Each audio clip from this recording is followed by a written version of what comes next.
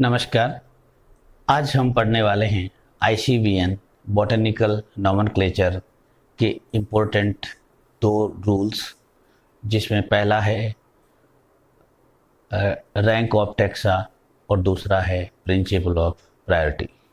तो पहला रूल को रैंक ऑफ टैक्सा, ये एक बेसिक रूल है और यहाँ पे दो शब्द आ रहे हैं। एक रैंक आ रहा है। रैंक का मतलब हम सभी जानते हैं, रैंक एक रिलेटिव स्थिति होती है, एक रिलेटिव पोजीशन है जिसको रैंक कहते हैं। दूसरा वर्ड है टैक्सा। टैक्सा मीन्स, जो हमारी सब्जेक्ट की डेफिनेशन है, टैक्सा बना टैक्सोन से, और टैक्सोन का मतलब होता है कोई भी समूह। हाँ, इसका मीनिंग कोई भी समूह है जो आपस में समानता से बना, अर्थात उस समूह के अंदर, उस ग्रुप में जितने भी मेंबर हैं उनमें आपस में समानता होगी, यानी कि उनके जो कैरेक्टरिस्टिक है उनके आपस में समानता होगी। बट यहाँ पे जो इस संदर्भ में यहाँ पे टैक्सोन का मतलब वही है जो टैक्सा में है, बट यहाँ हम शुरुआत करते हैं, जो इसकी जो सबसे छोटी इकाई है वो है स्पीसीज। अब सबसे छोटी इकाई किसकी है, यानी कि ये आपको ध्यान है कि टैक्सोनॉमी में हम तीन चीजें पढ़ते हैं मेन। पहला हम पढ़ते हैं टैक्सोन प्लस नॉमी, जो इसका शब्द है। टैक्सोन यानी कि समूह है, यानी कि ग्रुप। और जब हम समूह बनाते हैं, ग्रुप बनाते हैं, वो जो ग्रुप बनाने की प्रोसेस है उसको हम कहते हैं क्लासिफिकेशन। यस, उसको क्या कहते हैं? हम कहते हैं क्लासिफिकेशन या वर्गीकरण। और इस पूरी जो प्रोसेस है जहां से टैक्सोनॉमी शुरू होती है, उसको उसकी जो बेसिक यूनिट है दैट इज स्पीसीज, यानी कि species is the basic unit of classification, basic unit of वर्गीकरण। और ये जो बेसिक यूनिट है क्लासिफिकेशन की, यहीं से शुरुआत होगी हमारा ये जो ICBN का एक इम्पोर्टेंट रूल है, रैंक ऑफ टैक्सा। और इसमें होगा क्या, इसको कुछ किताबों में कुछ राइटर एक दूसरे नाम से भी जानते हैं, उसको कहते हैं टैक्सोनॉमिक स्ट्रक्चर। क्या कहते हैं? टैक्सोनॉमिक स्ट्रक्चर, यानी कि टैक्सोनॉमी के अंदर कौन कौन सी संरचनाएं हैं। मीन्स कि ये जो टैक्सा है, ठीक है, ये जो टैक्सा है, टैक्सा कितना भी बड़ा हो सकता है ये हम जानते हैं। यानी कि टैक्सा की जो सबसे स्टैंडर्ड जो लेते हैं वो स्पीसीज, स्पीसीज से बड़ा टैक्सा, उससे बड़ा, उससे बड़ा, इस तरह से टैक्सोन, और इससे भी नीचे भी स्पीसीज, सब स्पीसीज, वैरायटी, फॉर्मा, ये सब। यानी कि इसको एक हमने स्टैंडर्ड लिया, और ये इसकी रिलेटिव कहां कहां पोजीशन हो सकती है उसको हम कहते हैं रैंक ऑफ टैक्सोन। इसको एक सिंपल एग्जांपल में दूं कि आपसे कोई कहता है कि एक स्टूडेंट कहता है कि मेरा कॉलेज में एडमिशन हो गया। तो कॉलेज में एडमिशन हो गया मतलब आपका सवाल होगा कि कौन से कॉलेज में हो गया, कौन से कॉलेज में हो गया। और फिर आपका सवाल होगा कि उसका किस स्ट्रीम में हुआ है, साइंस में हुआ है, उसने साइंस में लिया है, आर्ट्स में लिया है, या कॉमर्स में लिया है, या किसी और में लिया है। फिर उसने कहा साइंस में लिया है, तो साइंस में भी आपका होगा कि मैथ में लिया है या बायो में लिया है। तो ये जो स्ट्रक्चर बनती है, यानी कि हम स्पेसिफाई करते हैं बड़ी यूनिट को छोटी यूनिट में, यानी कि इसको समझ लें, यानी कि जो बड़ा टैक्सा है वो किससे मिलकर बना होता है? छोटे टैक्सा से। यानी कि छोटी छोटी चीजें मिलकर के एक बड़ी स्ट्रक्चर का निर्माण करती हैं। यानी कि जो स्पीसीज है, स्पीसीज से अल्टीमेटली क्या बनता है? डिवीजन, यानी कि प्लांट किंगडम बनता है। तो चाहे हम इसको स्पीसीज से स्टार्ट करके पढ़ लें या डिवीजन से, तो चूंकि ICBN में हमारा जो कंसेप्ट है वो हम क्या करते हैं कि जो बेसिक यूनिट है वहां से हम स्टार्ट करते हैं। अब देखते हैं, अब देखिए, बेसिक यूनिट हमारी स्पीसीज है। अब इसको ध्यान से समझना है, बहुत सिंपल है। स्पीसीज मिलके जीनस बनाती है। स्पीशीज मिलकर के सबसे छोटी जीनस, और जीनस से मिलके फैमिली, फैमिली मिलके ऑर्डर, ऑर्डर मिलके सब क्लास, क्लास, और ऐसे करके डिवीजन।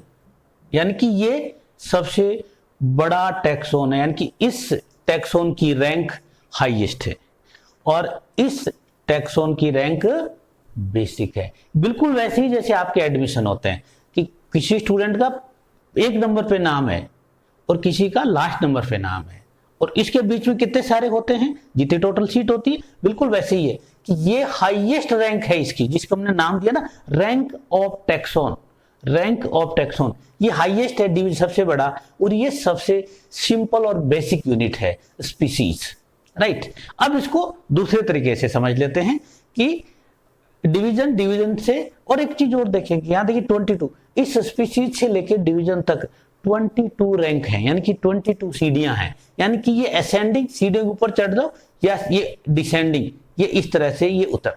अब इसका मतलब है डिवीजन के अंदर बहुत सारे क्लास होती है, इसके अंदर बहुत सारी सब क्लास होती हैं, सब क्लास के अंदर बहुत सारे ऑर्डर होते हैं, ऑर्डर के अंदर बहुत सारी फैमिलीज होती हैं, एक फैमिलीज के अंदर बहुत सारे जीनस होते हैं, और एक जीनस के अंदर बहुत सारे स्पीसीज होती हैं। वंस अगेन मैं रिपीट करता हूं कि डिवीजन के अंदर सब कुछ आ गया, उसके बाद में ये आ गया वर्ग, आ गया वर्ग, सब क्लास, वर्ग के अंदर सब क्लास होते हैं, यानी कि सब क्लास से मिलकर वर्ग बनता है, ऑर्डर से मिलकर सब क्लास बनती है, फैमिली से मिलकर ऑर्डर बनते हैं, जीनस से मिलकर फैमिली बनती है, और स्पीशीज से मिलकर जीनस। इसको किसी भी एंगल से आप समझ लें। अब समझ लें इससे जुड़े हुए 2 कंसेप्ट और हैं। एक तो आपने नाम सुना होगा हायरार्की, हायरार्की, हायरार्की, यही है हायरार्की कि कौन छोटा है कौन बड़ा है, सीनियोरिटी, हायरार्की मींस सीनियोरिटी।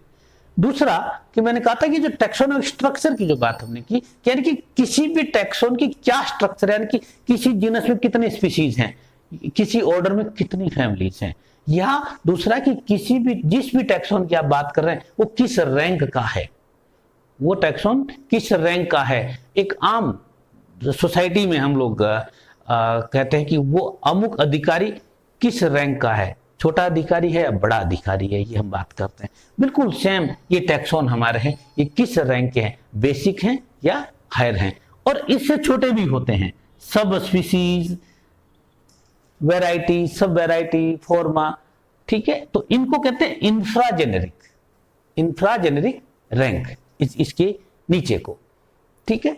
तो ये था हमारा रैंक ऑफ टैक्सा। आपको कोई कंफ्यूजन हो तो आप कमेंट बॉक्स में अपना सवाल छोड़ सकते हैं, आपको आंसर मिलेगा। अगले नियम में प्रिंसिपल ऑफ प्रायोरिटी, यानी कि प्राथमिकता का सिद्धांत।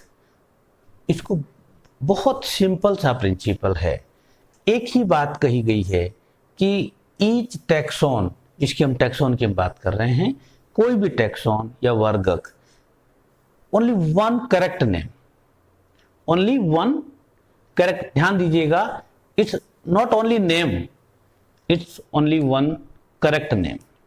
अब करेक्ट नेम यानी कि सही नाम का क्या मतलब है? सही नाम, ये रूल ये कहता है कि एक ही नाम होगा और वो करेक्ट नेम होगा। अब होगा क्या कि मान लो एक प्लांट के बहुत सारे नाम आ गए, या किसी टैक्सोन के बहुत सारे नाम आ गए, एक से ज्यादा अगर आ जाते हैं तो क्या होगा? तो कहा कि ये आया तभी कि जब रिसर्च होती है तो अलग अलग कंट्री में अलग अलग साइंटिस्ट अलग अलग नाम दे देते हैं, तो फिर दिक्कत हो जाती है। क्योंकि हमारा आईसीबीएन का पहला प्रिंसिपल है, आईसीबीएन हम की जो हमारी थीम है वो कि ये एक ही प्लांट का एक ही नाम हो ताकि पूरी दुनिया उसका फायदा उठा सके, तो वो चीज हमारी खत्म हो जाती है। तो इसलिए क्या कहा कि ऐसी सिचुएशन में दो साइंटिस्ट ने अलग अलग समय में नाम दे दिया तो किसको सही माने, तब ये रूलिंग आई और ये कहा कि जो सबसे पहले दिया गया था वही नाम सही होगा। बहुत सिंपल, जो सबसे पहले दिया गया वो नाम सही होगा, ठीक है। अब जो सबसे पहले सही के बाद में 2 या 3 कंडीशंस आ गई, जिसको हम कहते हैं लिमिटेशंस, जिसको हम क्या कहते हैं, लिमिटेशंस। तो अब वापिस आ जाए, अर्लीस्ट का मतलब क्या कि वो नाम अर्लीस्ट हो और वैलिडली पब्लिश होना चाहिए, वैलिडली पब्लिश, इसका आपका रूल है, मैं आगे बताऊंगा कि व्हाट इज वैलिड पब्लिकेशन। तो सिंपल है कि वैलिडली वैधता के साथ वो प्रकाशित होना चाहिए। दूसरा कि वो नाम ध्यान से रखना कि वो कंजर्व नेम तो नहीं है, यानी कि कुछ नाम संरक्षित कर दिए गए हैं, कंजर्व किए गए। ये दो बुक हैं या दो लिस्ट हैं, नोमिना जेनरिका कंजर्वेंडा, यानी कि जहां पे जीनस के नाम कंजर्व किए गए हैं, और दूसरी है नोमिना स्पेसिफिका कंजर्वेंडा, जहां पे स्पीशीज के नामों को कंजर्व किया गया है। ये क्यों किया गया, क्यों किया गया, इसके पीछे रीजन है कि कुछ नाम इतने पॉपुलर थे, हाईली पॉपुलर हैं, और उनका नाम चेंज करना वो आम जनता के हिसाब से, आम यूजर के लिए परेशानी का कारण हो सकता है। क्योंकि अगेन आईसीबीएन कहता है कि नाम मस्ट बी सिंपल, मीनिंगफुल होना चाहिए। ऐसा कोई नाम आईसीबीएन में नहीं होगा जिसका कोई मीनिंग नहीं हो, और उसका मीनिंग कुछ और है, क्योंकि पॉपुलैरिटी इतनी हाई है। तो उसको क्या किया आईसीबीएन ने, उनको कंजर्व कर दिया कि उन नामों को साथ हम छेड़छाड़ नहीं करेंगे। ठीक, तो वो ध्यान रखना है कि वो नाम कंजर्व हैं या नहीं। अगर कंजर्व है तो हम चेंज नहीं करेंगे, किसी नाम का कंजर्व हो गया तो हम उसको चेंज नहीं करेंगे, वही वो माना जाएगा। और तीसरी इंपॉर्टेंट चीज यहाँ पे बच्चे ध्यान देंगे, बॉटनी वाले और जूलॉजी वाले दोनों बच्चे, या जो स्कूल के बच्चे हैं वो विषय ध्यान रखेंगे कि वो बात किसकी कर रहे हैं, प्लांट की कर रहे हैं, एनिमल की कर रहे हैं, ध्यान रखिएगा। तो क्या है कि ये सेम नाम रिपीट हो जाए, यानी कि वही नाम जीनस का, वही नाम स्पीशीज का, जीनस और स्पीशीज का दोनों का एक ही नाम हो जाए। जैसे एक नाम है मेलस मेलस, मेलस मेलस। अब ये मेलस मेलस यानी कि यहाँ नाम इंपोर्टेंट, यहाँ कहे कि दोनों एक जैसे, तो ये चीज को जूलॉजी में अलाउ है, जूलॉजी में आप लिख सकते हो, बट बॉटनी में अलाउ नहीं है। और इस सिचुएशन को कहते हैं टोटोनिम, यानी कि टोटोनिम नहीं होना चाहिए। टोटोनिम होगा तो नाम रिजेक्ट हो जाएगा, यानी कि ये इन कंडीशंस को अगर आप फॉलो नहीं करोगे तो आपका नाम रिजेक्ट हो जाएगा। अब इसके बाद मैं आपको 3 एग्जाम्पल देके बताऊंगा कि अलग अलग टैक्सोन में, जिसमें से 2 आपके पर्पज से, एक तो लेंगे अपन एग्जाम्पल लेंगे जीनस का जो बहुत कम बुक्स में आपको मिलेगा, और दूसरा हम लेंगे स्पीशीज का। और इसलिए मैं ले रहा हूं कि आपके सामने अगर क्वेश्चन छोटा आए या क्वेश्चन बड़ा आए तो आप उसको अच्छे से हैंडल कर सको। तो अब चलिए बात करते हैं जीनस की। पहला एग्जाम्पल ले रहा हूं जीनस का। ये एक जीनस है पोलीगेला, ठीक है।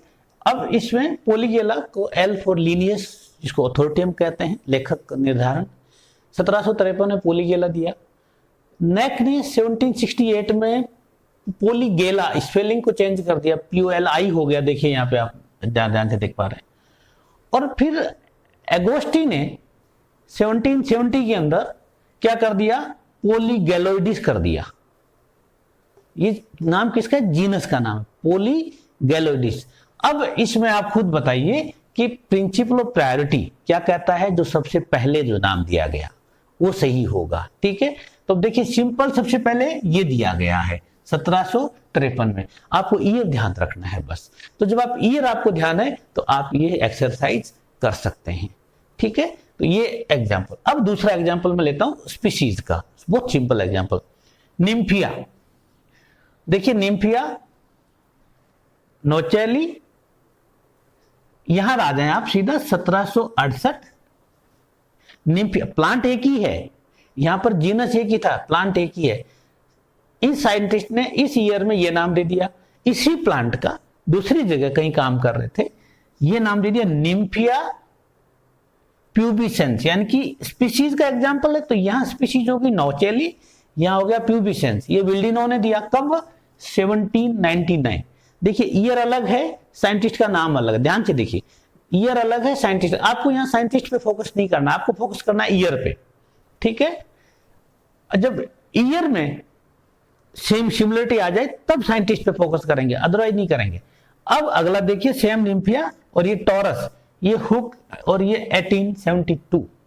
अब देखिए 1768, 1768, 1799 एंड 1872, इसमें से सबसे पहले आया 1768, It means this name is most correct name according to principle of priority. And what happened? ये जो दो नाम बचे इनका क्या हुआ? They become synonyms. अब तीसरा एग्जाम्पल और लिमिटेशन की बात करता हूं. अगला एग्जाम्पल ये थोड़ा सा डिफर है पहले के एग्जाम्पल से. क्या हुआ कि एक प्लांट जिसका नाम लिनियस ने 1753 में स्पीशीज प्लेंटेरम उनकी बुक में लिखा, कहा कि एक प्लांट क्लियोम गाइनेंड्रा है, इसका नाम दिया. और कुछ समय बाद लिनियस का मूड चेंज हुआ और कहा कि उस लीफ में एक ऐसा कैरेक्टर मिल रहा है पेंटा का, तो कहा क्लियोम पेंटाफिला. सेम ऑथर ने चेंज कर दिया ओपिनियन कि इसका नाम क्लियोम गाइनेंड्रा नहीं होना चाहिए, क्लियोम पेंटाफिला होना चाहिए. ये बात सेम ईयर इन 1753. उसके बाद क्या हुआ कि डी कैंडोले 1824 में डी कैंडोले क्या कहते हैं, प्लांट वही है, ध्यान रखिएगा, प्लांट वही है. और क्या कहा कि शायद ये एक इसको 3 जेनेरा में डिवाइड कर दिया जाए. कहा, ये डी कैंडोले कहते हैं कि ये 3 जेनेरा हैं. एक का नाम है क्लियोम, दूसरे का नाम है पोलिनेशिया और तीसरे का नाम है गाइनेंड्रोप्सिस. यानी कि एक नहीं है, 3 जेनेरा हैं. ये किस पे कह रहे हैं? लिनियस के रिसर्च पे कह रहे हैं कि जो लिनियस के जो 2 नाम हैं वो वास्तव में 3 हैं अकॉर्डिंग टू डी कैंडोले. देन क्या हुआ कि और डी कैंडोले ने क्या किया कि जो लिनियस का जो प्लांट था ये वाला, उसका नाम दिया इन्होंने गाइनेंड्रोप्सिस पेंटाफिला. कहा कि ये वाला है और स्पीशीज इन्होंने ये उठा ली, गाइनेंड्रोप्सिस पेंटाफिला. अब देखिए यहां पे आपको नजर आ रहा है एल को लिखा है ब्रैकेट में, डी सी बाहर है, यानी कि इन्होंने इश्यू चेंज कर दिया. बट फिर क्या हुआ 1960 में इल्टिस ये क्या कहते हैं, ये कह रहे हैं कि गाइनेंड्रोप्सिस और क्लियोम तो दोनों एक ही हैं. क्या कह रहे हैं कि गाइनेंड्रोप्सिस और क्लियोम तो दोनों एक ही हैं. अब देखिए हुआ क्या कि ये जो इनका पब्लिकेशन है वो क्या हो गया, इससे इनवैलिड हो गया. ठीक है, तो अब जब बात इनवैलिड हो जाती है तो सिंपल हमारा क्या, कौन सा प्रिंसिपल लागू होगा? Principle of priority as per year. और इसका नाम वापस क्या कहा गया कि this is the Cleome gynandra ही सही नाम है. अब मैं बात करता हूं लिमिटेशन की. मैं रिपीट कर दूं, लिमिटेशन हमारे यहाँ क्या है कि जो प्रिंसिपल प्रायोरिटी तब लागू होगा जब एक तो इसका जो स्टार्टिंग पॉइंट है वो है 1/5/1753. याद है ये कौन सी डेट है? लिनियस की जो स्पीशीज प्लेंटेरम बुक पब्लिश हुई थी उसकी डेट है ये. एक ये हो गया. दूसरी इंपॉर्टेंट बात है कि ये जो रूल है वो अप टू फैमिली ही इंप्लीमेंट होगा, फैमिली के ऊपर ये इंप्लीमेंट नहीं होगा. फैमिली के ऊपर ऑर्डर पे ये रूल लागू ही नहीं होगा, प्रिंसिपल ऑफ प्रायोरिटी. और तीसरा जो हमने कहा कि जो कंजर्व्ड नेम है उन पर भी इंप्लीमेंट नहीं होगा, यानी कि उनको कंजर्व कर दिया गया, उनको छेड़ना नहीं. एक एग्जांपल मैं दूंगा आपको कंजर्वेशन का. सेस्बानिया स्कोप एक प्लांट का नाम है, सेस्बानिया स्कोप. लिख लें बच्चे आप लोग, सेस्बानिया स्कोप ये 1717 में दिया गया. और उसके बाद उसके 2 नाम आ गए, सेस्बान एडम. सेस्बान एडम प्लांट सेम है, ईयर है इसका 1763. और दूसरा आ गया एगेटी एडम, प्लांट सेम, एगेटी एडम. ठीक है, एंड ईयर 1763. बट अब इस चूंकि ये 77 का ध्यान दीजिए, ठीक है, और ये 1763 का है, बट 1707 में इसको कंजर्व कर दिया गया. जब कंजर्व कर दिया गया तो ये रूल यहां पे लागू नहीं होगा. तो आज हमने दो रूल में बात की, एक तो रैंक ऑफ टैक्सॉन को समझ लें अच्छे से, और दूसरा प्रिंसिपल ऑफ प्रायोरिटी। इसमें आपको कहीं पर भी डाउट लगे या और आपको इसमें फर्दर इंक्वायरी इंफॉर्मेशन आपको चाहिए तो आप कमेंट बॉक्स में लिख सकते हैं अपना सवाल, और जो मेरे स्टूडेंट हैं वो मेरे से बात कर सकते हैं।